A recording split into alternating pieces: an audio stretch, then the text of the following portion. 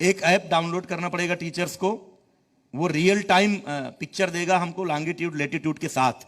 और उसमें व्यवस्था ये बनाई है कि टीचर्स को स्कूल पहुंचकर अपनी बिल्डिंग के पास खड़े होकर बच्चों के साथ सेल्फी खींचना पड़ेगा, अपलोड करना पड़ेगा। वो सूचना सेल्फी लेते ही आपको सेंड भी नहीं करना पड़ेगा, वो अपने आप सेंड हो जाएगा हमारे मुख्यालय को। उसमें कोई गैलरी नहीं होगी, कोई पिक्चर स्टोर नहीं होगा, उसी समय का पिक्चर खींचना पड़ेगा। बहुत सारे लोगों ने कहा कि साहब हमारे पास स्मार्टफोन नहीं है।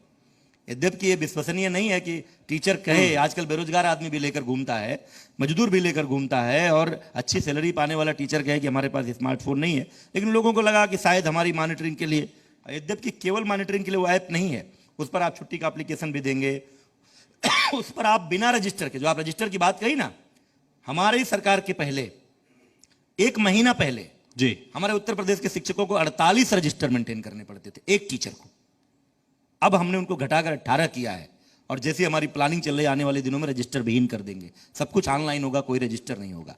तो ये सारी चीज़ों एक हमने कंपोजिट प्लान बनाया था उसको। जब लोगों ने कह दिया हमारे पास स्मार्टफोन नहीं तो हम जबरदस्ती कर नहीं सकते, तो फिर हमने प्लान किया है कि हम अपने हर स्कूल के हेडमास्टर को एक टैबलेट देंगे। उस टैबलेट में सब सारी चीज़ें होंगी।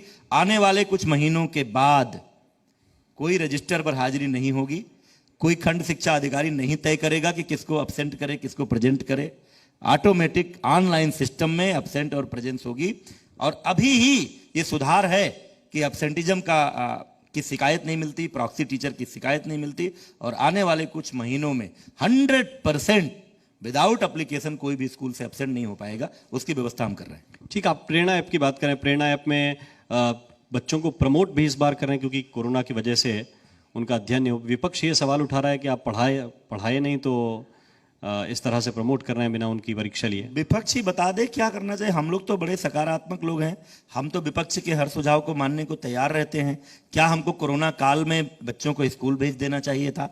जब सबके जीवन पर संकट था तो क्या उस समय स्कूल भेजना ज्यादा जरूरी था? अब ये तो अजीब बात हुई, नहीं स्कूल बंद करते तो कहते साहब करोड़ों बच्चों को मौत के मुंह में झोंक दिया है।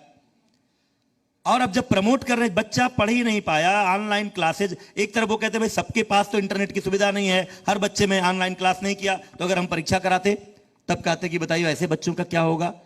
तो टाटा की एक बात मैं रतन टाटा का कोट करना चाहूंगा।